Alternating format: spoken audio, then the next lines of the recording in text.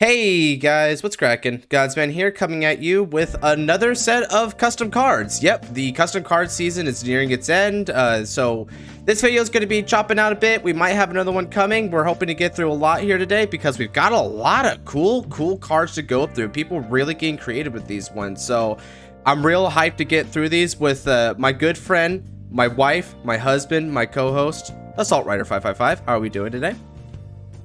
Hey y'all, it's a Soul Rider 555. You were both a blonde and you know what? You were both blonde and hillbilly. I think does that like combined into it digivolves into Valley Girl. That's what it does. Okay. It's like Persona 5 where you just like take two personas and you like morph them into like this super cool new persona that has like no relation with the previous two personas. Like that's what happened there. And anyway, so okay, Nathan's Clarence what's up? If you want to stay on topic, it's a crossover dress. It's just Xyz summoned from the hand.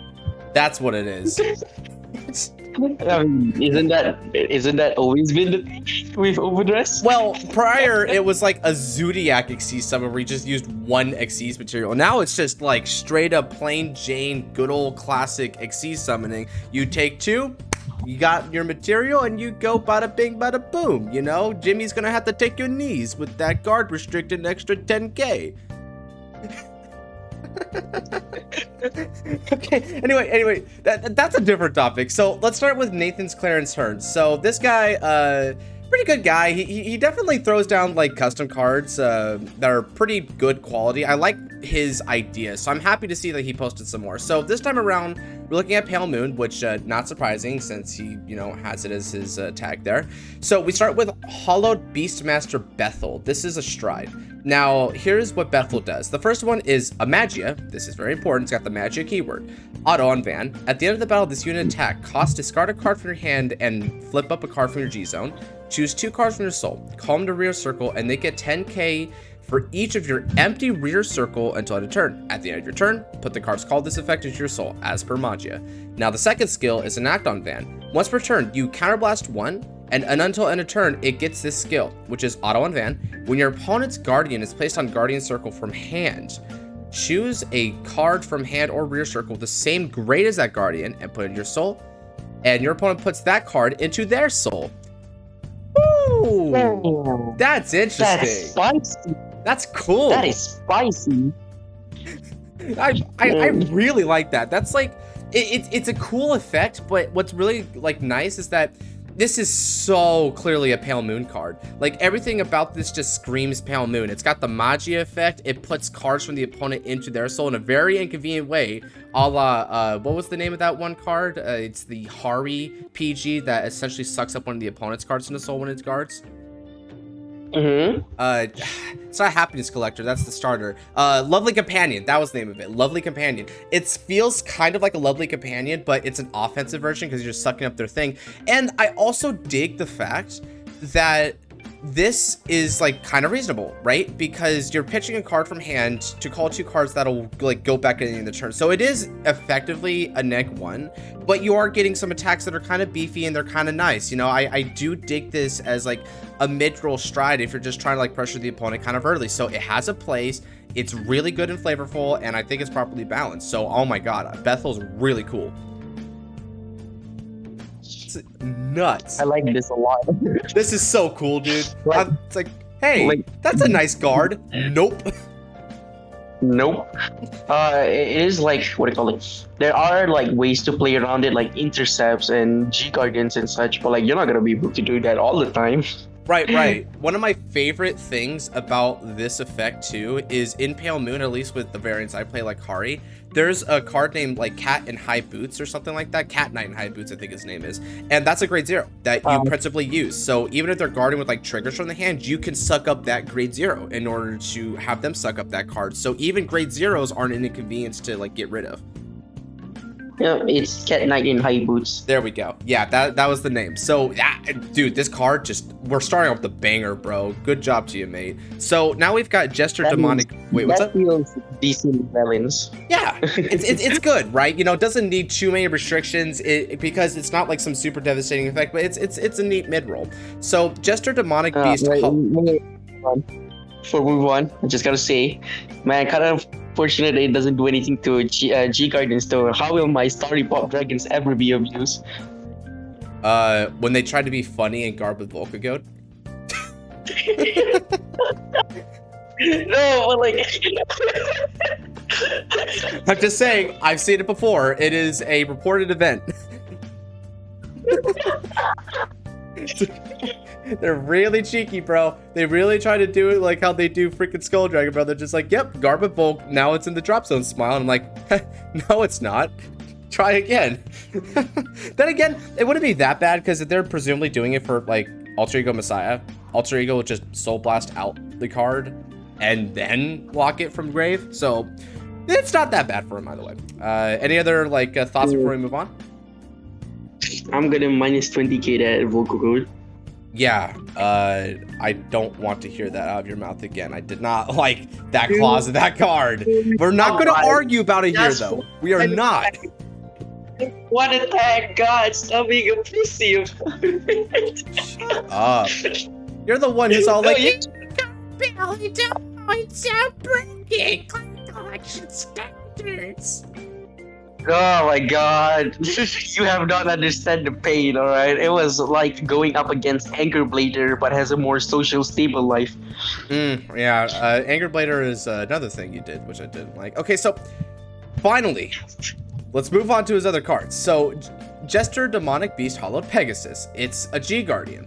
When this card is put on Guardian Circle, counterblast 1 and discard a card from your hand. Choose one of your opponent's units, and it gets minus 5k power until end of turn for each of your empty rear circle. Okay, so this is very reminiscent of the one Tachi thing that was also based on your like empty rear circle. That's cool. I'm gonna be real with you, Chief. That looks like a Spike Brothers card. I mean, there is a Spikes card that also, I think it's like Terrible Linus that for every 2 of your empty rear, it gets 10k shield. Yeah, that looks like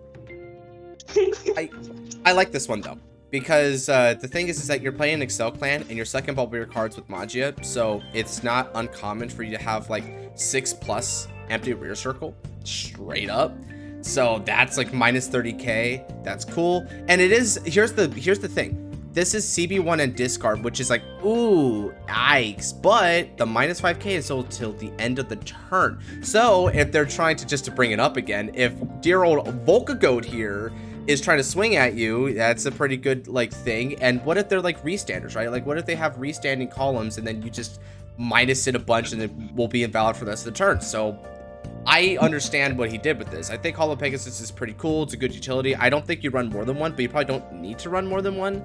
The Pale Moon G guards have always been a little bit weird because they are all like pretty useful, but none of them really stand out as being your principal G guard, if you ask me. You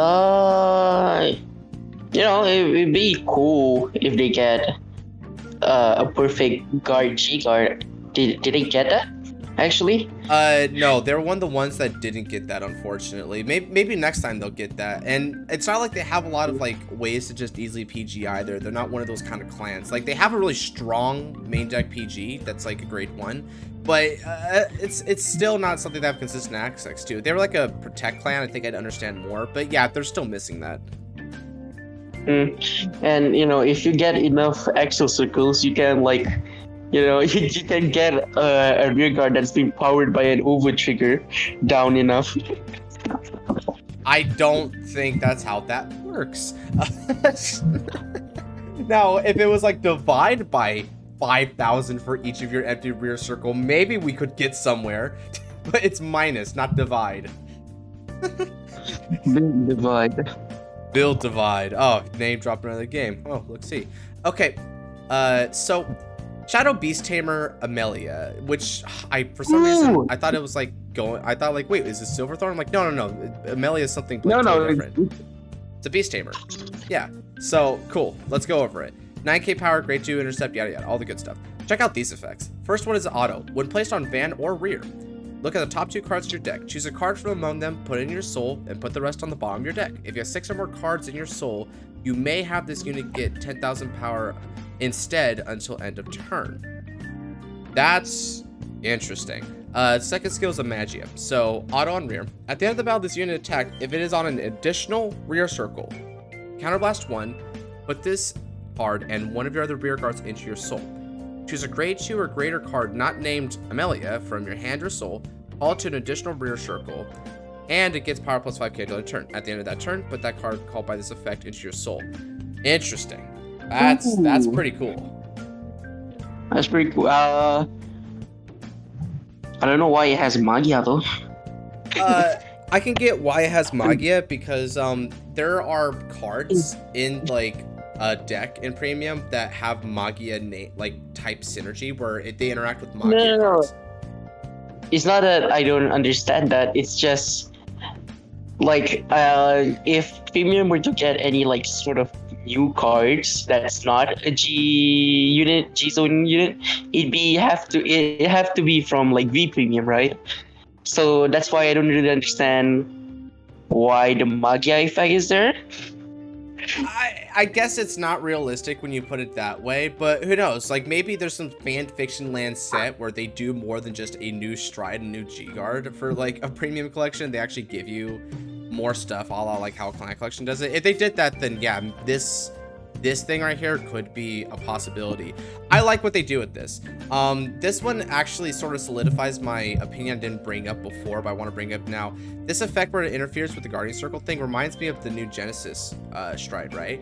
And so now we see down here, we see like this Peep Top 2, and then you put one in the soul rest of the like deck. That also feels like a Genesis thing. So there's a cool sort of splash of styles here that still works pretty synergistically.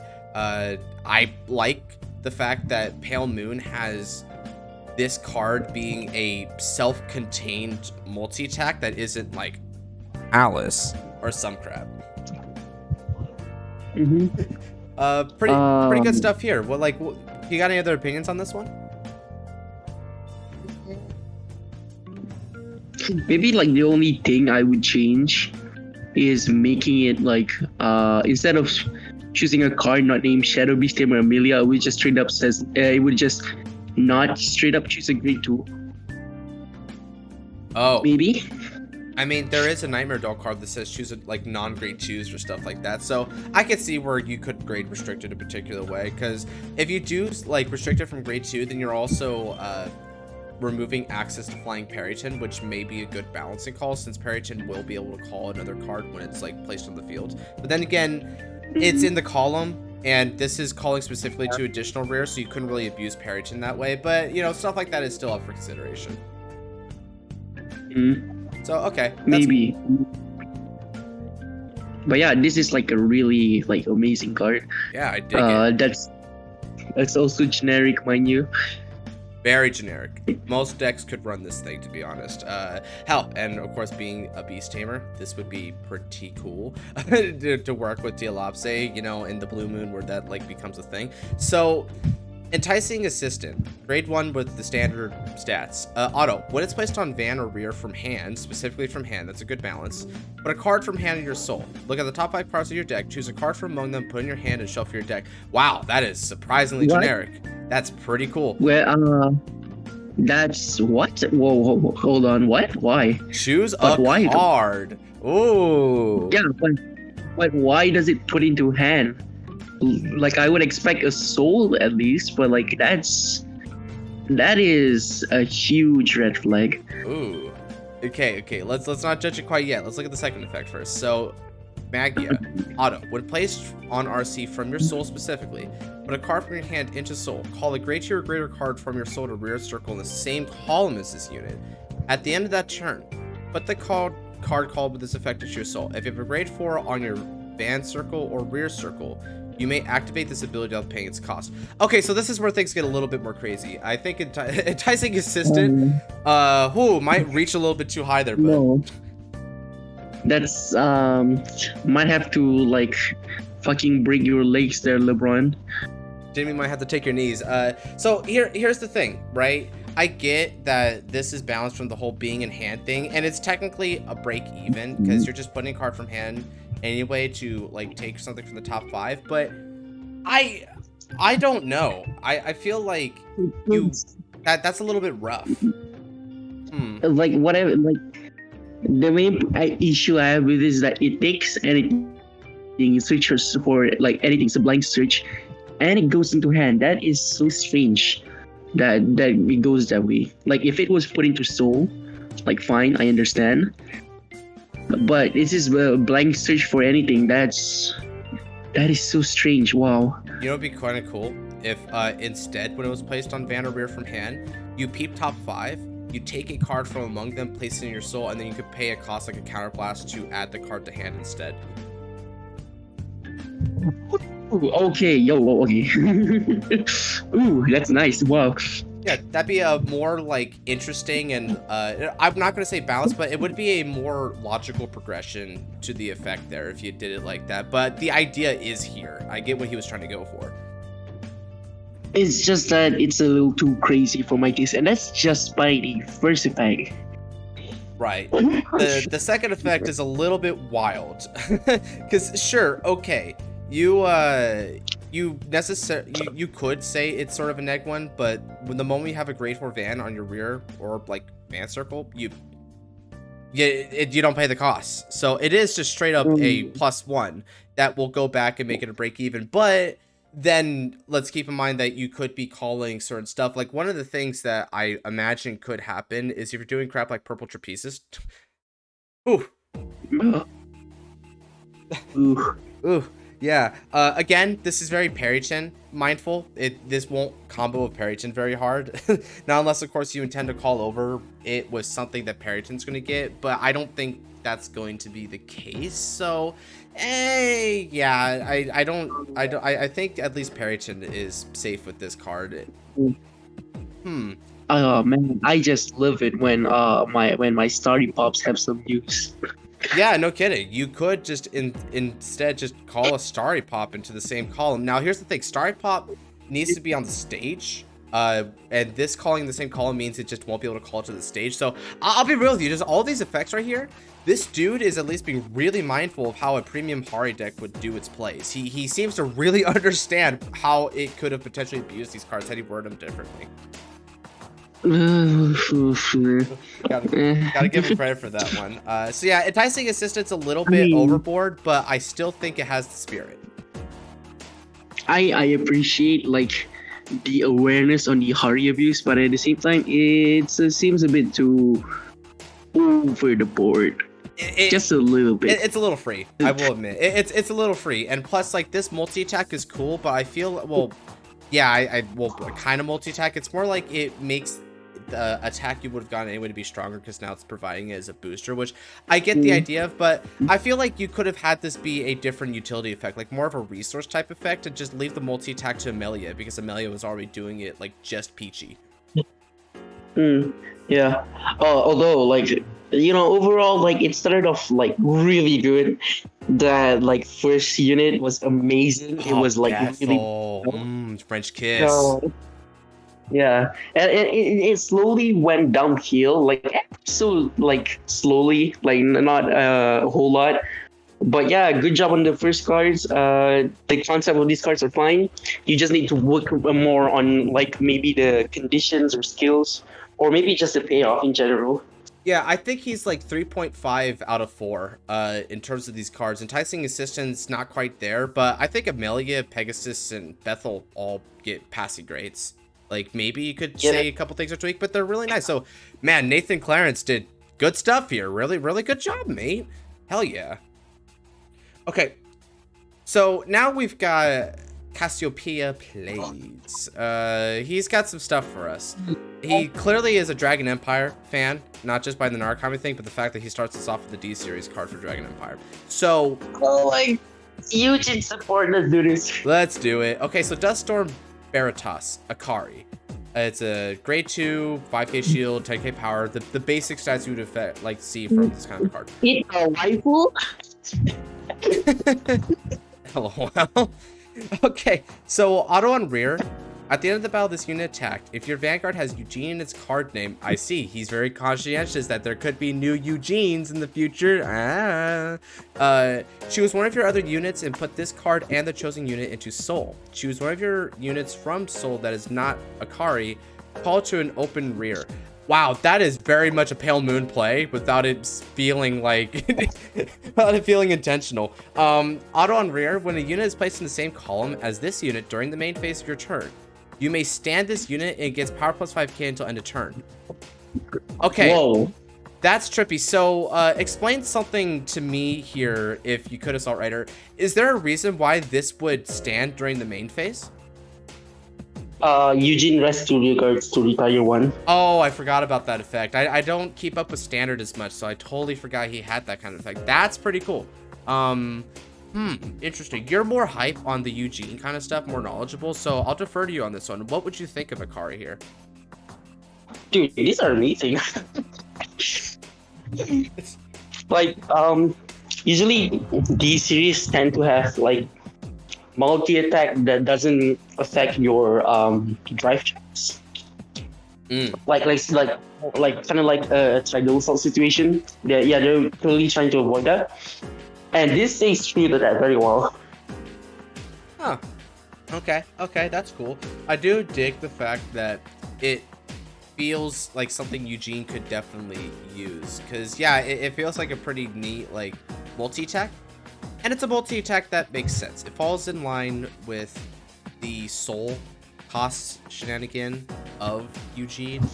It is technically a neg-1, but you're moving into soul, which is a good compromise, and you're getting the multi-attack. So yeah, Akari actually seems pretty nice. Something that if we saw this released, we probably wouldn't question it too much. We just say, oh, that's good Eugene support. It also like combos really well with Dustin. Yeah, Dustin. What did that one do again? So basically, when Dustin is placed on rear guard, if Vanguard is Eugene, you put a card from your hand into soul, draw, and then you retire an opponent's grade to a grade rear guard, right? Oh. And then, yeah. So basically, like, Dustin stuff. And then when it attacks, soul plus 1, and then you get 2k for each of your opponent's open rear guard. That's a really good combo then. Holy crap, that's a strong multi-attack potential. That's hefty. Yeah. All right. Good start. Now this one I'm pretty hyped for. So the second card he has for us of 2 is Eradicator, Tempest, Bolt, Dragon, Retrain. Ooh! Now this is one I don't hear a lot of people talk about, but I like this one. Dude, this guy. Yeah. This guy deserves some more recognition. This dude remembers. He knows Tempest Bolt. He knows this was so cool when Naoki freaking wrote this during the anime. So okay, Tempest Bolt. It's got the standard stats, the Excel, Twin Drive, 12k power, all that good stuff. Now, it's got 2 effects for us, and they're pretty good. Auto on Van. When placed, counterblast 2. Yes, CB2. And bind all cards on all fighters' rearguard circles. And he mentions to include lock cards too. That's fascinating. Now, he has a second effect, and this is the big one. Auto on Van or rear. When this unit attacks a Vanguard, if you have a grade 3 unit with Eradicator in its card name in your soul, this unit gets 3k power for each open rear guard circle of any fighter until end of battle. Then, I would imagine it says both fighter, but I guess any fighter also works. Then if you have 4 more cards in your damage zone, stick with the limit break, thumbs up, this unit gains all the following effects according to the number of open rear guard circles of any fighters until end of battle. 5 or less. This unit loses, so I'm just going to say loses all auto abilities and twin drive until end of battle. Wow, that feels very dungaree. 7 or more. When your opponent's units are retired from Guardian Circle, bind them face up instead. 10 or more. Woo. If this unit is on Van, this unit gets drive plus 1 and crit plus 1. Your opponent can only place trigger units from hand to Guardian Circle, and 15 or more. At the end of the battle, if this unit is on Van, choose one of your opponent's cards in the bind zone and put it into your opponent's damage zone face up. Wow.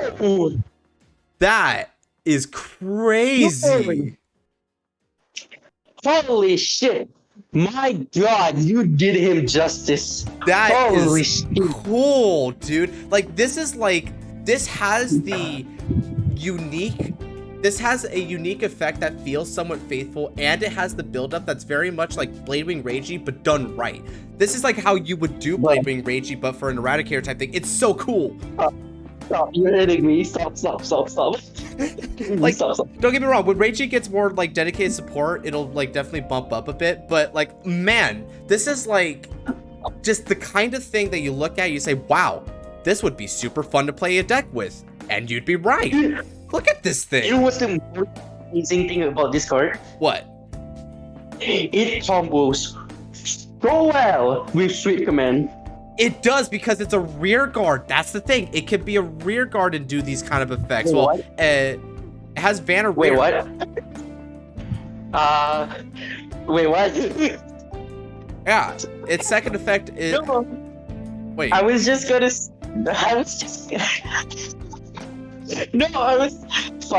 Okay. I was just gonna say, because Sweep Command gets you another EXO, so, you know, Oh, Tempest, well, so in fact it gets better. I didn't know that works on rear cards. Fuck me. it does work on rear guard, but he did make sure that 10 and 15 only work if Tempest specifically is the van. So the only thing you're really going to be getting out of this is the when your opponent's units are retired from Guardian Circle, bind them face up instead. So Bro, I feel so stupid. Because I was like, oh, this is such a clever observation, there. Like, it's balanced because you have to wait one more turn to write into this after Swift Commander, and then there's a fucking like skill. Oh my god. but at the very least, it's like it doesn't really do much as a rear on its own. So I get why he does it. I totally get where he's going with it. And as a matter of fact, as a rear, like, sure, it'll get like a lot of power, which is really nice and actually could be potentially like usable, because I think not too long ago folk were talking about, hey, is there a really tough rear guard that we can abuse in Narukami? And they were looking at potential options. Now you look at this and it's like, this can be strong, but you need to have open rear circles to make it strong, because otherwise it's going to lose all of its auto abilities, which means it's not going to get power. All right. So I like that. So it is balanced. Yeah, it's Okay. very, very balanced. And the only way I could see this getting a little bit nutty is if you paired this up with good old our friend, your friend, everyone's friend, Eradicator Generic Descendant. That's always the thing, right? Whenever you make an Eradicator for V, Draconic Descendant has to come into the conversation for those cards. You know what? At least like with this, they're making sure that you would want to like wait at least a turn before Descendant, at least, which is nice. Yeah, another thing is it's not like it's costless. To get its main effect, you have to CB2. So I think even if you do Descendant with this, you're still gonna feel that price. You're still gonna like invest a fair bit into this. It's very balanced. You didn't need setup and everything. Also, I like how it says includes lock cards too, but then it says bind all cards on all fighters regard circles, which is funny because circles with lock cards don't count as rear guard circles. But like that's like a very like obscure ruling.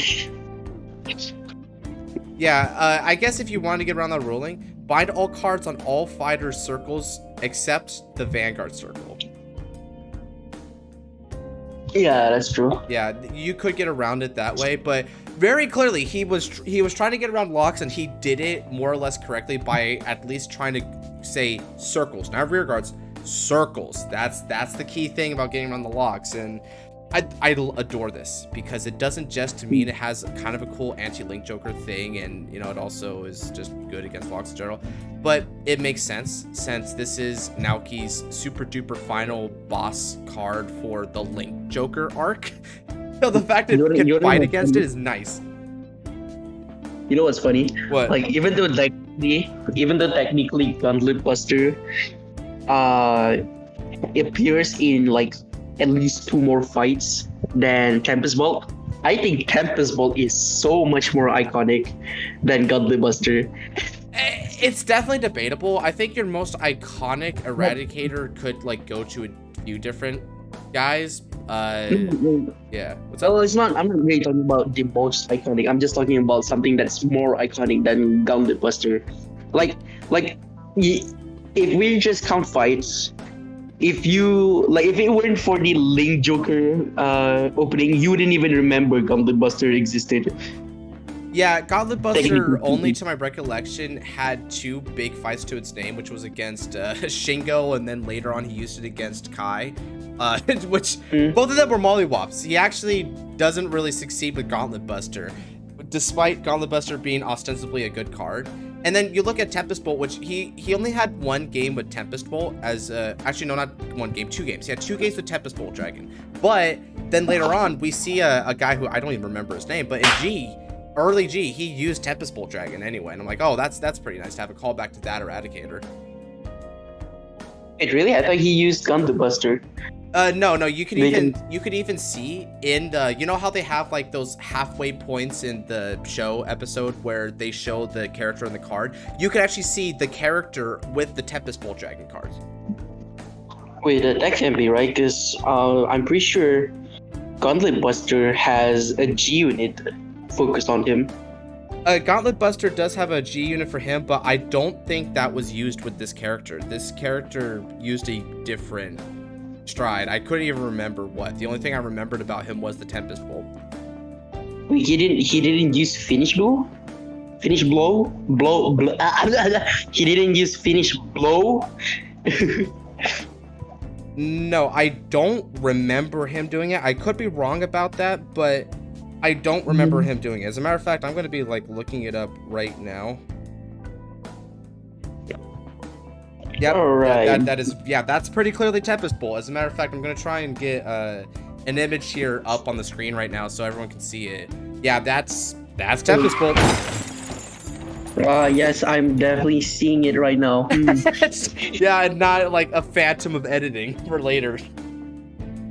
Okay, but still though, anyway, I think we've more or less like said our piece. Is there any like closing thoughts we have about Tempest Bolt? I think this is the coolest card so far. At least I think it's the coolest card, but there's a little bit of bias for it. Nathan's Stride is a close second though. Hey, can you at least like show me? Show you? Yeah, look, I'll show you after the fact, bro. Just know it's definitely there. I have it right here. I'll show you after the fact. Alright, damn. Good shit, my man. Good stuff. Real good stuff. I love this one. So yeah, 2 for 2 on these cards. Cassiopeia really knew his stuff here. Okay, this one is pretty hype. We've got Shadow Paladin Witch support. Oh my god. Oh. Now this was necessary. This I'm happy to see. Wait, is this original witches? I don't remember these witches. Yeah, these are like new witches. Okay, pretty interesting route. I don't know why they went that, but you know what? Fuck it. Cool names. Yeah, cool let's invite it. Witch Queen of Origin Eyes, Mary. Good start. It's the basic stats you would imagine, traits, all that jazz. Get this, 3 effects. First one, continuous on Van Circle. During your turn, if your opponent has 4 or more grade 0 rear guards, their Vanguard's original power becomes 0. Let's go! Already off to a fantastic start. Second skill, act on Van once per turn. Cost, Counterblast 1 and discard a card with Witch in its card name. Your opponent searches their deck for 2 grade 0 units, calls them on their RCs with grade 1 or greater rear guards on them, and shuffles their deck. Auto on Van. When this unit attacks, if your opponent has 3 or more grade 0 rear guards, cost, retire 2 rear guards. Your front row units get 10k power until end of turn, and get an imaginary gift force. Woo! Let's talk about the other 2 Shadow Paladins, because of course these witches go together, but oh my god, that's so cool so far. Okay, so Taboo Bringer Witch Abigail. These stats are actually a little bit off because her power is 9k instead of 10k, which you would expect from a Forest clan, but it's not like the first time we've seen that, so let that pass. So, What does she do? She has 2 effects. The first one is a continuous on van or rear. During your turn, she gets 5k power for each grade 0 rear guard on your opponent's RCs. All right. The second skill is... that works on Vanguard. Yeah, that also works on Vanguard, which means if in terms of premium, this could actually be pretty good for grade 2 gaming. So the second skill is an auto... that probably should be good. It's fine, it's fine. Yeah. Auto on van or rear. When placed, if you have a Vanguard with Witch in its card name, you counterblast 1 and discard a card from your hand. Choose 2 rear circles. Your opponent chooses 2 cards that are grade 0 from their drop zone and calls them to the chosen rear circles. All right. Now, Witch of Wisp, Elizabeth. Now, these stats are interesting because check this out. 5k power. 5k power. Which... Yeah, it's like I like that. I like that a lot. Okay, so when this card is discarded from hand or retired from rear circle during your main phase, cost Counterblast 2 and draw 2 cards. You may pay the cost with Soul Blast 1 if you have a Vanguard with Witch in its card name and it has a hard once per turn. The second The second skill is an auto on rear circle. When placed by your card's ability, if you have a Vanguard with Witch in its card name, you discard a card with Witch in its name. Your opponent looks at 7 cards on the top of their deck, choose 2 grade 0 units from among them, discards them, and they shuffle their deck. Oh my god, this can fix witches. That should say reveal, by the way, just in case your opponent doesn't cheat. Yes, exactly. I'm actually glad you said that because I noticed that too. Because your opponent could just say, "Oh, there is nothing," but there's no way to confirm it. They need to reveal the top 7. That way, both players can confirm. Like this may sound stupid when I say it, but like also the first one, when your opponent switches their deck, that they also can cheat with that technically. Right. Yeah, because they can cheat with it. Now, that one's a little bit hard because what were they gonna do? Reveal their entire deck to you? I don't think so. It's like that's why I think there was one witch card that was like reveal the top 10. No, they can do it like Flared Sword does. Reveal until 2. Yeah. Claret Sword Revolt did that with grade 1. Yes. Okay, cool. Yeah, you make a good point there. Still, so I did some talking. Clearly, I'm really happy with this. But before I go into like depth about this, let me just like give the floor to you a little bit. What's your impressions here? They're fine, honestly. They're fine. Like, maybe just input the like changes I suggested. They don't change the skills a lot. They just prevent your opponent from cheating. But yeah, that's about it. They're fine. Yeah, for me. Sorry, go.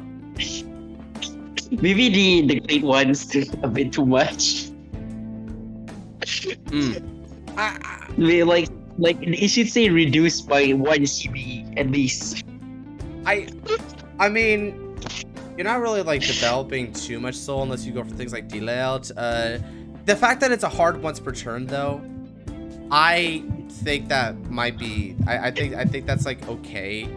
It's a really strong card, but it's a card that's only really strong if your Vanguard has Witch in its card name, which is it's a busted card for a deck type that is not that busted. So I'm not gonna hold it too far against it.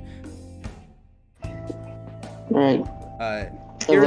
Hard one wording just doesn't exist anymore. So maybe OP can find like a way to make it hard once per turn without making it hard once per turn. We'll talk about it later. Maybe. So one thing I want to say, I want to go into this a little bit because I recently wrote an article for Axis Vanguard, and it had to do with V Shadow Paladin decks.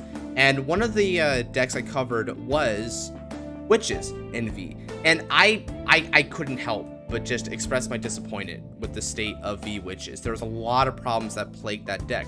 And the main ones were the fact that even though there is a supposedly grade 0 gimmick against the opponent, they lacked enough ways to really enforce it. On top of the fact, and this was the big one, they lacked a win condition. They lacked a incentive to play this deck over other Shadow Paladin decks. And I don't mean artwork. Get your head out of the gutter. I mean card effects. Now, but like, you know, everyone knows Phantom Blast of Overlord is like the sexiest fucking Shadow Paladin unit. What are you talking about? bro, Tartu slaps. No. Phantom Blast of Overlord has that big glass. Shut up. Okay, so anyway, here's the thing. This effect to make their Vanguard's original power card 0 continuously, that's pretty cool. On top of the fact that your front row gets an extra 10k and you get a force marker. And because riding is not something that you don't need to do very much, I can actually imagine the player going for force 2. So now you have cards that are swinging in for 20k plus minimum with a crit, and their little ass Vanguard is at 0 power. That is really scary. I will say though, like even with these cards, like Fiona and Fem still has their viability. I will say that because they discard a lot with these sets of cards. They do, but I don't think they have enough of a payoff for following the witch gimmick with grade 0s. They don't pay it off enough. The only power... No, I mean like if you were to like want more resource advantage to delay the game more, Fiona and Fem is still viable as an option. So these two don't necessarily power creep them. They do work amazing as finishers though. Yeah. Or I guess it depends on like what deck you're playing. Yeah. But they don't necessarily power creep Fem and Fiona, so they can still work together really well. Yeah, they can. I'd imagine that if these were actually out in real life, decks wouldn't really bother with Fem and Fiona too much. They might do it, but Fem and Fiona feel a little bit too not worth by comparison. Like this is something where you can build a dedicated deck strategy around it and make it really work. I just think there's a lot more going on here. All these cards really help with the grade 0 gimmick. This one also gets a good payoff because it gets to be a pretty big beater. On top of the fact that it could be getting a crit with the Imaginary Gift Force, and even better, it's going to be beating up on a little ass Vanguard. Then we can also consider the fact that we could be looking at something like Danger Lunge. Danger Lunge is a good card to use here because if you are accelerating force markers, especially if, let's say this was your lineup, you ran the Phantom Blaster Ride engine with Mary and then had some Danger Lunges, then as soon as your first, like, turn 3, where you've already done the Superior Ride engine, you ride into Mary, you call Danger Lunge, and you already have a Force 2 on each of your front rows, which means that Danger Lunge's effect is now live, and it's really big, it's really powerful, it's really lethal, and the opponent is pretty small. I think that's a really solid game plan for the deck.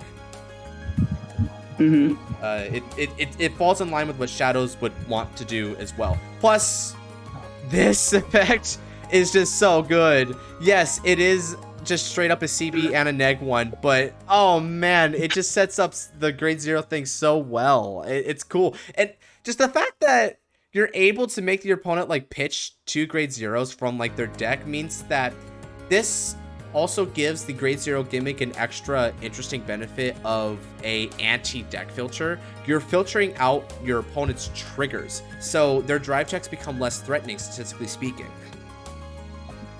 That is a unique benefit. That is an incredible benefit that will fly under the radar unless you like really got into this deck. So yeah, I think these are amazing. I really like these witch cards. Aside from what you mentioned earlier with the, well, actually, they should be revealing and just little nitty-gritty niche things. Bruh. The guy... I'm trying to... so that the opponent doesn't cheat. Why are you being like this? No. I mean, I was going to bring up the same goddamn thing anyway, dude. So I'm not going to hold that against you. I would have said the same thing if you hadn't just immediately said it yourself, because I noticed that on first glance as well. I love these to death. I love the Tempest Bolt thing too. I love the Paladin thing. Man, I wasn't kidding, guys, at the beginning of the video when I said that we had some really good creative ones. These are the shiznit, yo. These are a lot of good cards we're going through. Any like closing thoughts before we move on to the next batch? Still really strange that it's the Rias. Yeah, I get that. Then again, Regalia actually had like a really strange Like- pick for their grade 3 this time around, so maybe he's just following suit. Wait, what is Regalia? They had what's the name? I mean, that thing is an original unit too. Freak. Yeah, Frigg, that's her name. So it's like, why that Thanks, over on- Minerva? I will never know. So you could just ask the I same don't know, question. Why but, like- this over Rias? Who cares? I mean, like, Frigg is like the mother of all Valkyries or whatever. But yeah. All right. Well then, that aside, okay. So here's some Blue Wing support. I like blew a testicle when I saw these, and not in a positive way. So read these. And Wait, what? these are Blue Wings. Now, watch out for this, because we've got a Pseudo Legion and a Grade 2. And oh man, these are insane. Whew. Blue Wings, a Bond. Sortidia. A Grade 2 with the normal stats. Auto on van or rear, once per turn. When your drive check reveals a heal trigger, you may stand this unit. Whoa, that's so original. This helps Blue Wing so much. Okay, anyway, it's the Blue Wing gimmick. Okay, second skill. Auto on van or rear. When placed Soul Blast 1, search your deck for up to 1 card. Call it to rear circle. Yes, you did not hear that wrong. If you called a card with Blue Wings in its card name, countercharge 1. Then, if you have 4 or more other units with Blue Wings in its card name, soul charge 1. No. And this is just the start. This is just the start. No, back the fuck up. No, OP. OP. Yeah, can you scroll up? Can you scroll up? Yeah. Scroll up to the username. Let me see the little shit. So, like, I'm pretty sure this is for his new friend. Okay, she just saw 147. Tell your friend no on the first card. Right, on the first card, please tell him no. Please make sure he doesn't hit the bottle. All right. Please make sure he didn't snort any cocaine. All right. Heroin only. Right. Heroin only. Because he needs that XL. Okay, anyway. We need some standards here. Math. Yeah. Actually, it's math. That's the Matt. Chill. No. Yeah. What the hell is that? I'm sorry, but what the hell is that? He just like, this is like literally, if you were to have actually released this card in the game, I don't care if this was the only card. This still would have been top 10 cards of the year. Because, my god, that's just way too much. Alright, it's fine. It's just the first card, right? Right. Continue. And I'm just gonna tell you, this is just the start, dude. Let's continue. So, Blue Wings of Courage, Carlos. No, Carlos is gonna combo very well with the other guy down here. So take Carlos's like effects, compartmentalize them, and wait for the next dude. So first effect is the Blue Wing effect. You see a heal, you stand it. Second effect is a van or rear. When placed, counterblast 1. Do note, this is a grade 3 for Blue Wings. When placed, anyway, you counterblast 1, search your deck for up to 1 card, call it to rear circle. There it is again. If you called a card with Blue Wings in its card name, choose one of your opponent's rear cards, retire it. If you cannot retire, draw 1. You're pulling my balls. Dude, this thing has like the supreme searchability of Spike Brothers. This is okay. The search effect aside, the retire effect, and if you can retire draw 1, that feels fine. That feels honestly kind of amazing because Aqua Force rarely gets retiring skills. Obviously they're trying to fix that with Valera and everything, but wow, okay, the ridiculous search effect aside, that feels fine. Yeah. I like that a lot. Seriously. You see where it says when placed, counterblast 1? Remove this. Remove this entirely. Call, and then just say, call a card with Blue Wings in its card name from maybe top 5 or something, and then just have this effect down here. Good. Don't call any card. The first one and the second one should says check out 5. There you go. And it goes without saying that the grade 3 should be a counterblast. Because it has the retire effect and the draw effect. Another thing is that should say when placed from hand, so that you cannot just right. Yeah, that would just be so stupid good, dude. That would just be too much. And speaking of stupid good and too much, are you ready for one of the most busted? Like, this card is busted. I think this card is Sigma Chad level busted, maybe even a little bit above it. Get ready for Storm. Storm is going to blow your body. Everything you ever were and will be blown up right here, right now. So, here's what it does. Grade 3 with typical grade 3 stats. First effect, act on Van or rear once per turn. Soul Blast 1. Search your deck for up to 1 Blue Wings of Courage Carlos. You know, the thing that when plays will see me want to call you another thing of your choice this time. It's a Legion. It's a Legion. It's a Legion for whatever reason with another grade 3. Call it to rear circle. Shuffle your deck. If the opponent is grade 3 or greater, discard a card from your hand. Return a critical trigger from drop to deck. And this unit gets continuous on Van. When your drive check reveals, you know, a trigger, any trigger unit, that trigger is regarded as a heal until end of turn. And then there's another effect. There is another one. Read this. Auto on Van. This time it's Van only. Go figure. When this unit attacks, if Blue Wings of Courage Carlos is on your rear circle, gee willikers, I wonder how.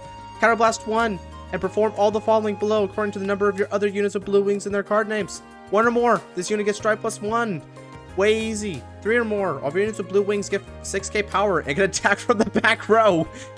5 or more. All your units with Blue Wings in their card name get intercept, shield +10k, and can intercept from the back row until the end of your opponent's next turn.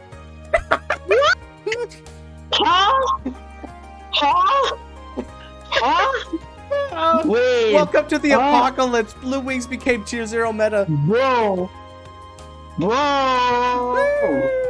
Bro, what the fuck is this?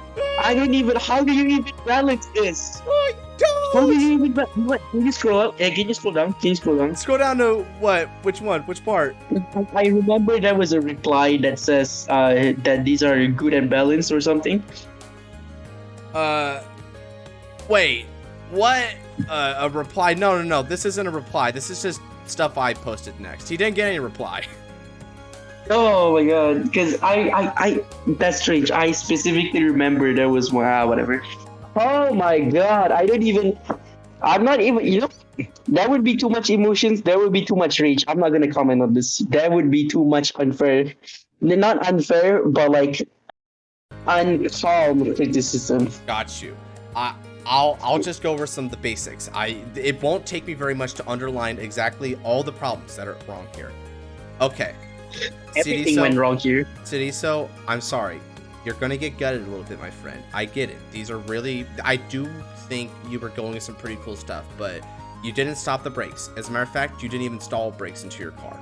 So let's talk about this. First off, this grade 3 as a Vanguard can stand with a heal, right? So you get another twin drive. All right, that seems pretty cool. I can understand that. Why then, pray tell, on Van and rear, is it able to call any single card from your deck, along with this grade 2 doing the same thing?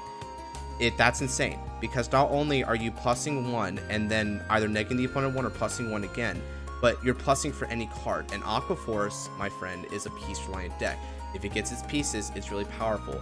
Now you have basically super consistent access to any piece of your desire. It doesn't matter what it is. It could be another Blue Wing, it could be a terrific coil, it could be a propulsion, it could be a terrific, it could be Coral Assault.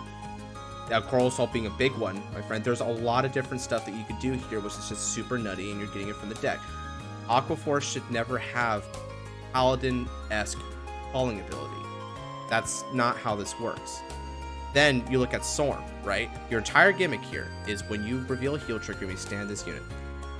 I think you could have done better than to just turn off that gimmick, especially since this thing on Van or rear gets this effect. Meaning, get this, if this thing uses this effect, that means that your entire field is going to stand up, other than your Van, and your field is able to attack, which means you are doing what 7 Deadly Seas, another deck, wants to achieve at max, but you're doing it way easy and for virtually free. That's not fair. That's not cool. That is so nuts. And what is the cost for doing all this? It's a Counterblast 1, and it's a Soul Blast 1. Not only are you plussing a bunch in the meantime, but this thing up here gives you a Countercharge 1 and a Soul Charge 1 for just a mere Soul Blast. You're virtually refunding everything on top of plussing more and more and more. So you've made it too free, too plentiful. It doesn't make sense with the gimmick. As a matter of fact, the gimmick that it does have has been virtually turned off and turned brain dead. And those are the basic reasons why. I'm sorry, bro. These Blue Wings, they've got really wild concepts, and they were good for a laugh, man. But I think you need to take them to the chop shop and tell the automobile person, hey, can this thing go below 100 miles per hour at start? I would really appreciate not crashing to the first curb I see. There we go. Okay. All right. Oh, I'm sorry, bro. I'm sorry. That's just how it is. So, okay. Yeah, here I am now, guys. I just need to say straight up that these cards that I've posted here are not mine. I did work on a couple of them with some other folk, but these are actually other dudes' cards that I posted for them. So let me introduce some stuff here. First up, we got one for Lusol, which is from a new channel called Vanguard Potential. He's kind of a cool guy. Dude makes lots of interesting deck lists, submits them out to folks. Sometimes they get revealed. Sometimes they even get shown by dudes like Jaime. And he even had a recent fight night with me, as it would so happen. Lusol, the Vanguard Potential channel, has only done a couple videos. He's really small, so give him some love if you have a chance. What were you going to say, Nabs? I was just gonna say, wait, really? And, I realized that I just exposed myself, that I don't really watch your video. Yeah, I mean, I already knew this, but I guess now the audience knows this too. Not usually, anyway. But, sometimes I get in the mood for more Vanguard. I'm like, yeah, sure, this is the only channel I'll watch, I guess. Gotcha. Well, anyway. Premium. Let's go over these, right? Blaster Arrow, Shadow Paladin, specifically, because there's already a Blaster Arrow. That's a B Royal Paladin. Just letting people know that. Alright, so auto on rear. When this unit attacks while boosted, if you have a grade 3 or greater Vanguard with Blaster in its card name, cost Counterblast 1, retire this unit and one of your other rear guards. Search your deck for up to 2 grade 2 or less units not named Blaster Arrow. Call them an open rear circle. And if your opponent is grade 3 or greater, the called units get power plus 5k to end a turn. This is some crazy crap. Wow. This is the only effect, but oh my god. Yeah, you memed a little bit down here, or somewhere. You were like, oh yeah, freaking Ghost Blaster support, sweet. It's just, okay, the one thing I find strange is that it didn't finish its attack.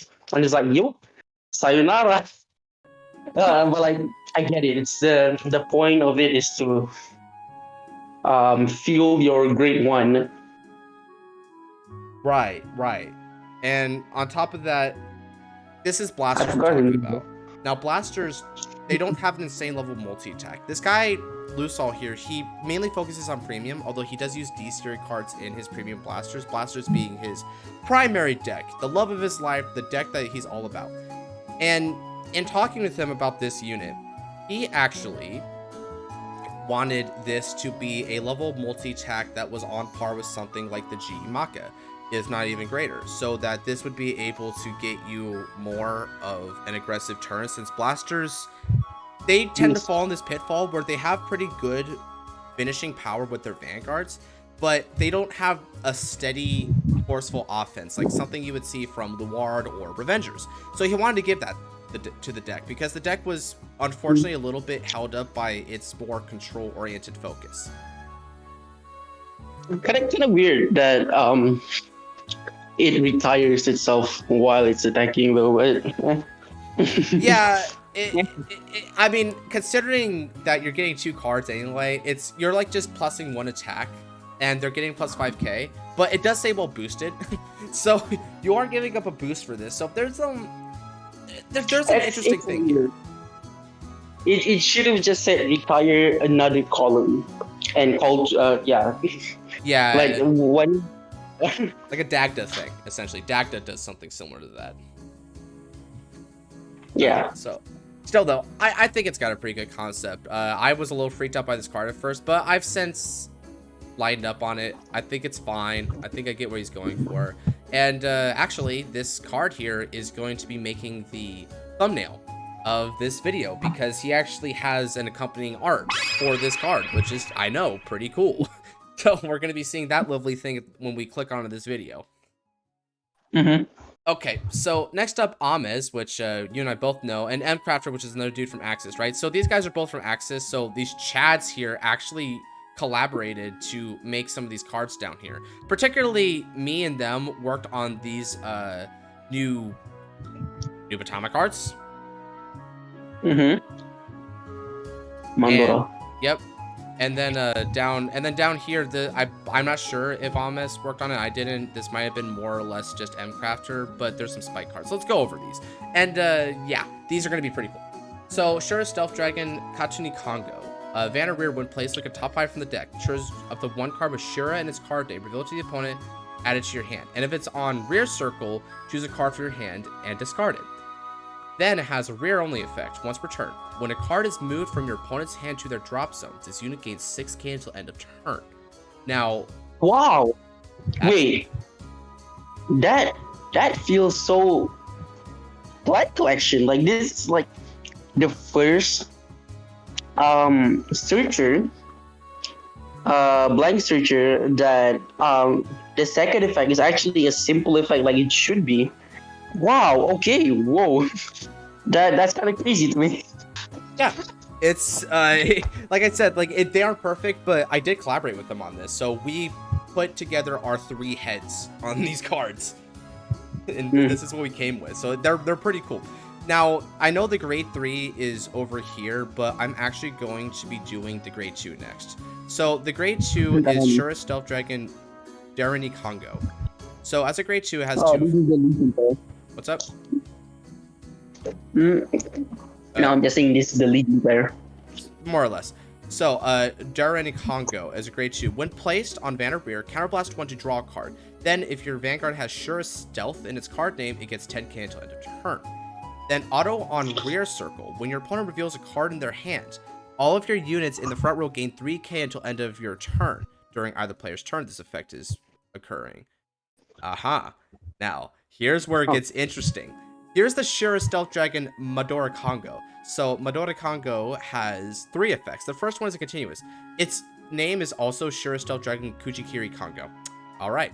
Second effect. Auto on Van. Whenever your opponent discards a card, your opponent reveals 1 card in their hand that was not revealed this turn. This unit gains 5k every time a card is revealed during your turn. Act on Van once per turn. Counterblast 1, and your opponent must discard a card from their hand. If a card that was revealed this turn was revealed, this unit gains +1 drive, +1 critical until end of turn.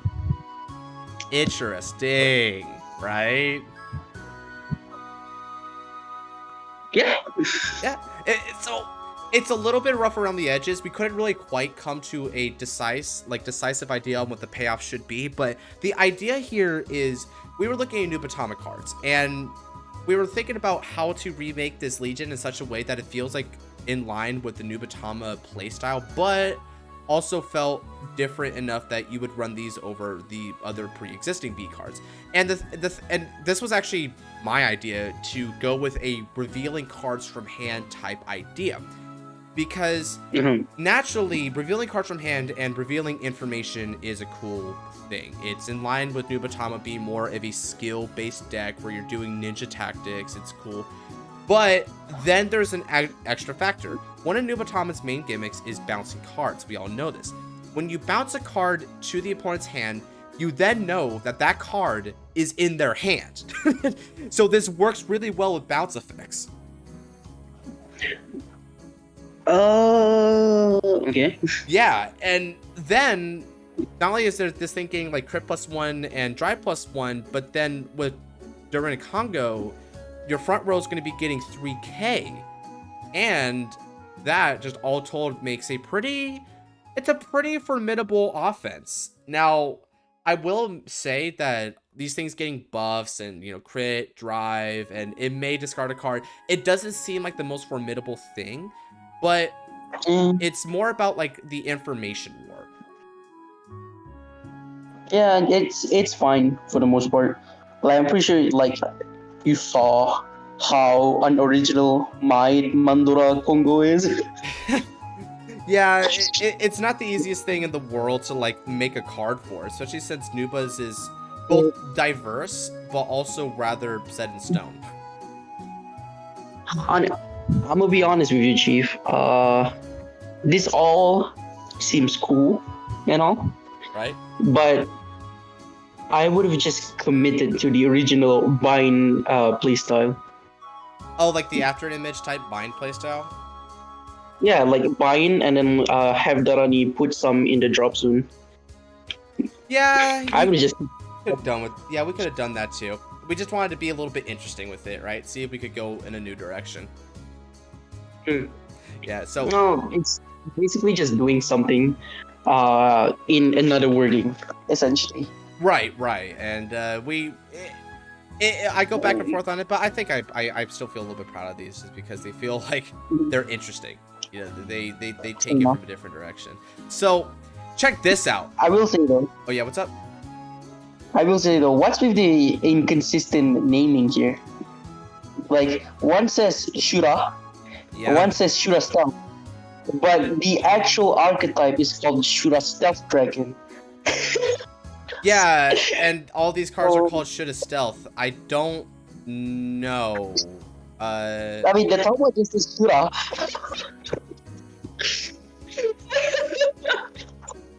It's Shura Stealth Dragon, guys. Right? Right. Yeah, that's just a little small thing, but and anyway, Just a small thing. yeah, it's just a small thing. So check this out. But you know how? Okay. But you know how me and Asians small thing. Ha. Any You like to rag on about it. any other thoughts before we move on, bro? Nope. We can move on. All right, cool. So now we've got Ogles. Actually, there is. Who's Crafter? He's a dude who's a part of Axis, pretty new guy, actually newer than me, and he actually plays Spikes, and he recently won a Kingslayer event with Spikes, which was a best out of 3 event. That was pretty nuts. Oh, that's why I don't know him. Yeah, so he's not really popular on the block right now, but I still want to give like credit where credit's due. He was a part of this, especially with these Spike cards we're about to get into. So his name, yep, definitely a part of this. Okay, so this is hype. Ogles. Just consider it. Ogles. These were amazing. So, at least they were amazing in premium, like to the extent where they're actually still used in premium. So, how do they stack up here? Well, let's go into it. Bloody Ogle. It's the grade 3, force marker, standard stats, whatever, right? Okay. Auto on Van. When your rear guard attacks, Soul Blast 1 and it gets 10k, and at the end of the battle, put that unit on the bottom of your deck. If your opponent is grade 3 or greater, and your unit is attacking on a circle with a force marker, it also gains critical +1. Okay. Now, auto on Van Circle. At the end of the battle, this unit attacked a Vanguard. Counterblast 1, choose a card from your hand and put it into your soul. Search your deck for up to 1 frozen Ogle. Call it to an open rear circle and shuffle your deck. Alright. And then act on Van once per turn. Choose 2 cards with Ogle from their hand and discard them. Gain an imaginary gift force of the opposite type than the one you gained by writing this card on Van Circle. And it just explains, if you got Force 1, then you get Force 2 and vice versa. Okay. Alright, so now the Frozen Ogle. Auto on rear. When this unit attacks a Vanguard, if your Vanguard is an Ogle, move all force markers to the circle this unit is on. And at the end of that battle, Counterblast 1. Put this card to your soul. Search your deck for up to 1 grade 2 or lower unit and call it to an open rear circle and shuffle your deck. Move all force markers to the circle that the called unit was placed onto. Then it has an auto in the soul. At the start of your battle phase, call this card to an open front row rear circle. Ooh. Yeah, right. And then we got one more dude, which is Devil Summoner. Grade 2, 9k power, which kind of makes sense because the original Devil Summoner actually had lower than normal power. It only had 7k, so I can imagine why he made this one a little bit lower too. When this unit is placed on Van or rear, look at the top cards of your deck equal to the number of open rear circles you have, and call any number of them to open rear circles and put the rest on the bottom of your deck in any order. For every trigger unit called by this effect, this unit gains 5k. If you called 4 more trigger units, gain 1 imaginary gift force. Act on rear circle. Put 4 or more rear guards into your soul, including this card, and draw 4 cards. Wow, Devil Summoner. what? Yeah, Devil Summoner is a little bit oof. I don't think this was properly balanced, but I really like the Ogles. Oh. Oh no! What? No! There's no way. Oh man, that is like the most like balanced card since Kakairis reverse. Alright, I'm just gonna ignore Devil Summoner exists. It's a bit too ridiculous for me to acknowledge. I'm sorry. I'm sorry. It's just ridiculous. Acknowledge. But Bloody Ogle and Frozen Ogle. Yeah, interesting. It's just that. How do I say this nicely? What? But why though? No, that's not what I meant. The main gripe is just the third skill of Bloody Ogle and the first skill. Like, it's attacking on a circle force marker, alright? It gains a crit, alright? And then it can get a force 2 if you get a force 1. Right. And you choose 2 cards with Ogle in your hand to discard them. So it's definitely a bit costly because it's not like you got an abundance of Ogles, dude. You actually have to work pretty hard for it. Yeah, which kind of makes me feel like I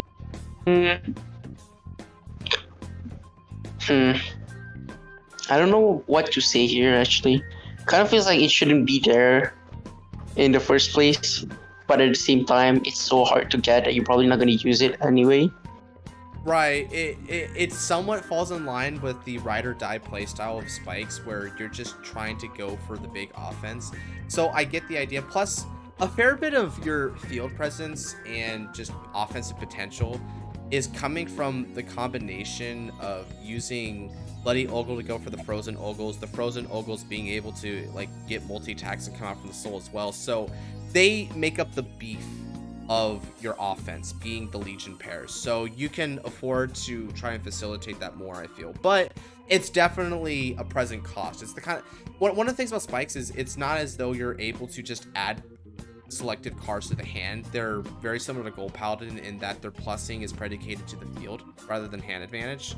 So this is not something you can easily set up. You more or less have to draw into it and preserve for it. Yeah, but which kind of makes me feel like instead of this, what do you call it, Rising Nova looking ass. Jesus. Instead of that, just give it like man, I feel so condescending right now. That's because I am. Okay, kind of feels like the third skill. Let's simplify the class of that. Let's say put 4 normal units from your drop to the bottom, right? Right. Maybe even a Counter Blast or just a Soul Blast, and then just get a regular imaginary gift force. There you go. Yeah, don't even get the opposite force. Just make it like the same force marker. So just get a force by doing the pseudo legion. That I can actually get. I can get behind that. Yeah. It's just simplify things for you. The Frozen Ogle is very well designed, I will imagine, though. It's cool because it works only really with an Ogle, but then what it does is it moves all the force markers to itself.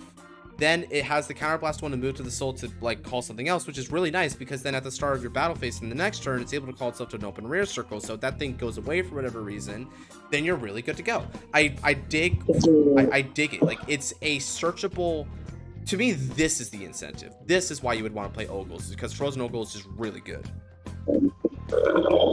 You also like can call itself, so it's true. It is true. And it's appropriate because the Ogles were actually generic in what they called. They just called whatever card they wanted. It like literally verbatim. The effect says search your deck for a card and call to rear circle. That's it. Even has the put in bottom effect. God, I love that. It's it's solid. These are solid cards, and I get why they were made by a dude who knew his spikes. Devil Summoner is whack, but aside from that, I dig the Ogles. You got any other thoughts on them? Yeah. Ogles are really good. It's just that the third skill of Bloody Ogle, I would just completely change that. That feels unnecessary. That feels bloated. Rising Nova looking ass. Yeah, that's fair. That's fair. Yeah, I'm pretty sure like everyone knows this already, but I have a bias against Rising Nova, and I absolutely hate that card. But still, that it still balances against Rising Nova, but you really shouldn't try to take anything from Rising Nova. Just give it a simple force gift skill, you know? So keep it simple. Right. Yeah, agreed. It just give it something simple. Maybe even as an alternative to Rising, should Rising ever like somehow get an axe? Because I don't know, because it limits the design space for the entire clan of Spike Brothers at this point. Devil Summoner is so asshole. Devil Summoner, oh my god, thanks. I don't. Yeah, that it is pretty whack. I don't mean to do you guys dirty, but yeah, Devil Summoner is pretty out there. Okay. I'm sorry for using like really harsh words, but it's really ass. I have to. I mean, hey, if you're being honest, you're being honest. So Manran is next, but actually, I want to end this video soon, and there's a particular thing I want to end it on, which is Neil PB right here. Manran, you're gonna be the first thing on the next and final video, so you've got a thing, buddy. You're going to be the first guy on the final video this season, so be proud of that. I just wanted to quickly go over Neil PB a little bit. So, Neil, actually... Wait, hold on. Speaking of Neil PB, we haven't done this guy justice. Oh my god. Yeah, he had a bunch of lyrical Monasterio cards, and just we never really got to it, unfortunately. Got around to it, yeah. We never got around to it. It's really sad. As a matter of fact, let me actually do this real quick. And instead of reviewing this, we could push this to another one. Let's push this to another special video. No way. I'm joking, obviously. I'm joking, honestly. Yeah. Like this guy deserves a spotlight. Cause holy shit, we've been so neglected in fucking like featuring this guy. God, I feel so bad. Yeah, he's just been like kind of like sad days, dude. He really has. He's been really sad days. So, okay, here we go. Yeah, he just has like some fan memorabilia. He just says choose whatever cards you want to reveal. Need to reveal them all because it's a lot. Yeah, so he just has like some fan made stuff. So let's just go ahead and go over here real quick, right? We're going to an unknown area, which is the drive area, the drive zone. So he's got 3 cards here, and let's just go ahead and look at these. And this is an interesting one because he calls it the counterattack archetype. So, first one is, of course, Lost Nightmare. If you rode, went second, draw a card. So these are D-series cards. Look at this artwork. This is insane. That's cool. Now, this is where it gets interesting. Look at this grade 2. So, on a van only, auto. When hits, you may soul charge 1. If you do, return up to 1 card from your drop zone to your hand. And if you returned a card, discard a card from your hands. Auto in the front row rear. When your Vanguard is attacked by an opponent's rear guard, counterblast 1. Stand this unit. This unit gains attack equal to the attack of the attacking unit until end of battle. This unit may attack the attacking rear guard. That is trippy. He specifies this attack happens before you can choose to guard your opponent's attack. If an attacking unit is retired before it hits, that attack ends. So essentially, this thing is able to counterblast 1 to just... This is funny. It straight up just says no to the opponent's unit. It says no. That should be. That's really trippy. There's a few things to consider. It only works against the rear guard, so you can't deal damage to the opponent, so that's good. This might be like the first main nation right line card, grade 2, that's actually like not a rare, that's actually like a buff rare. Yeah, it's fascinating. Just, we haven't seen a card like this. This card is pretty much in the same ballpark as the card we saw earlier for Dark States, where your Guardians were able to actually take a pot shot at the opponent. Remember that card? Wait, what? Remember that card where it was a Dark States card, and when you guarded, your Guardians could actually take a pot shot at the opponent's van? I don't, but I do remember Zangetsu. Ah, yeah. Zangetsu actually has like that interesting rear effect when the opponent swings. So yeah, there is a correlation there, isn't there? This is just cool. This is so sick, dude. I like this a lot. And then we look at the 3, right? And the 3 has an interesting interaction. So, as 2 effects, auto on van, at the beginning of the opponent's end phase, and oh my god, look at this art. But anyway, at the beginning of your opponent's end phase, Counterblast 1 and Soul Blast 1, stand this unit, increase or decrease this unit's power to equal your opponent's Vanguard's power plus 10,000 till end of turn. You may attack with this unit. If you do, this unit gets drive -1 until end of that battle. The second effect is an auto on van. When this unit is attacked and you have 3 or less cards in your hand, Soul Blast 2. Increase or decrease this unit's power equal to the attacking unit's power until end of turn. That is fascinating. That's trippy. There's a lot of Soul Blast. There's a lot of costs here. But again, it's kind of a counterattack a card, but then also it's got this super nifty defensive skill. Like, let's say your opponent is... You've already exhausted a fair bit of your hand resources. And then your opponent is swinging big with, like, I don't know, a Shadow Army token column. And you just need this in order to survive. That's totally there for you. This is so cool. Now, I know you're a bit more hard up on in terms of like card design and whether or not they are very like appropriate with how they're made. So how do you look at these counterattack cards? Because I dig these Assault Rider, but of course you tend to have a more scrying eye. I am way too bewildered to speak. These are just esoteric. They're far beyond what we've seen prior to this. A lot of the other cards we've seen tend to stay within the realm of effects and interactions that we're used to, but this is brand new. This is insanely original. This is just unprecedented. I think that's the word. It's more or less unprecedented. Yeah. It's crazy. I dig these a lot. If these came out to Overdress, it's a little bit sad that we don't have a grade 1 yet, but just looking from these cards, well, particularly these 2 cards, the grade 0 tells us nothing other than amazing artwork, right?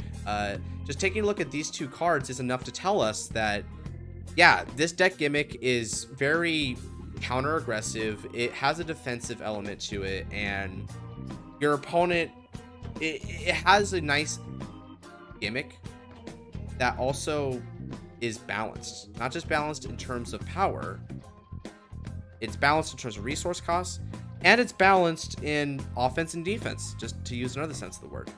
I can't find a complaint with these cards. I don't think I can find a complaint. I don't detect anything that's too overly shenanigan-y about them. Sure, Mira technically is not a once per turn, but you're CPing 1 every time you do this. So, yikes.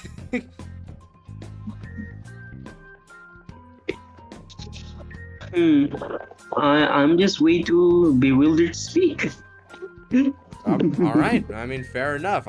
You actually made the man speechless. I think that's an achievement there, Neil. So yeah, I'm glad we actually managed to get through some of your cards here. We decided just to go for the set 3 stuff since, you know, hey, this is like the newest things, and I really wanted to go over these ones in particular. They just make a good impression. So yeah, that's actually going to be it for today. We went through a lot of the cards that we wanted to for this one. The next video should be the final video. So for those of you who are watching this and are thinking about it, You can post more cards if you want, but I don't think we'll be able to get through them at this point. I want to wrap up this season of custom cards with the next one, and I think we have just enough cards to make it do that and have it be on a pretty positive note. A lot of awesome stuff here. I just could not even tell you what I think are the best cards today, because the majority of them, aside from maybe the blue wings and a couple other things, they were all really well designed, really creative, and had some thought and love put into them. It's quite astounding to be completely honest. You guys have damn well impressed us. What is your favorite for the day if you had to pick, Assault Rider? The Tempest Bolt. The Tempest Bolt. Oh, that's a good one. Yeah, it's hard to beat the Tempest Bolt, dude. It's hard, man. That card is fucking iconic for its own good. Yeah, the Tempest Bolt is so hype. For me, I think the Tempest Bolt is like the top 3. I'm trying to debate between it, these counterattack cards for being super unique, and the Witch cards for just being such a personal bias, because Shadows are my main clan. I feel like they really needed to do something that was good for Witches, and there was a lot of love put into Witches for that one. So it's between those 3. But yeah, Tempest Bolt is definitely up there. That thing, man, that thing could have very well stolen my heart. Like, holy crap. I mean, one thing about it is that I love that, it's temperable. It's temperable. Okay, it's temperable. Fucking hell. It's Tempest Bolt. There you go. Thank God. And you English good. Tempest Bolt. Not in good. It's Tempest Bolt, alright? Like, no. Like, why wouldn't you like it? It's really hype. It's an amazing. I really have always liked the concept of Tempest Bolt. Kill everything. Yeah, kill everything. It's such a pure-hearted card too. It's like, yes, we both suffer the field nuke, and we're just gonna ride or die this out to the end. It's like 1-on-1. Yeah, 1v1. How can you not like that? But like, the thing that I love the most about it is the fact that it gave Sweep Command its own identity. Sweep Command being able to generate excels and getting back rears actually does feel very pertinent in a deck like Tempest Bolt. I will agree. Yeah, that could be a cool way to do some Eradicator stuff without having to call on Steve's barber. Electric God. Man, if that doesn't come out pretty soon as a Retrain, I'm gonna go wild. But anyway, that's gonna do it for. Wait, what's up? Make it a guard restrictor.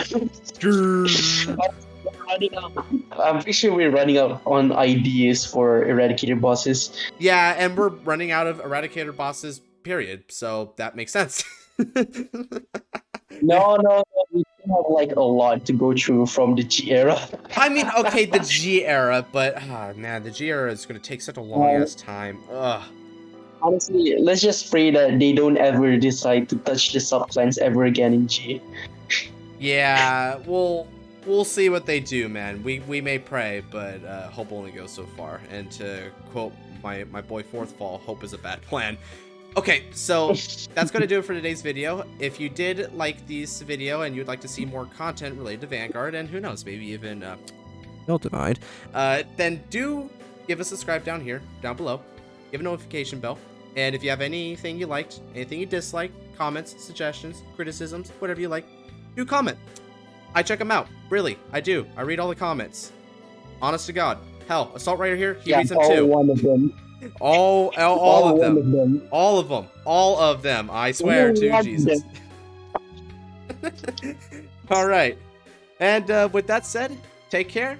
God bless. And see you next time. See you next time. See you next time.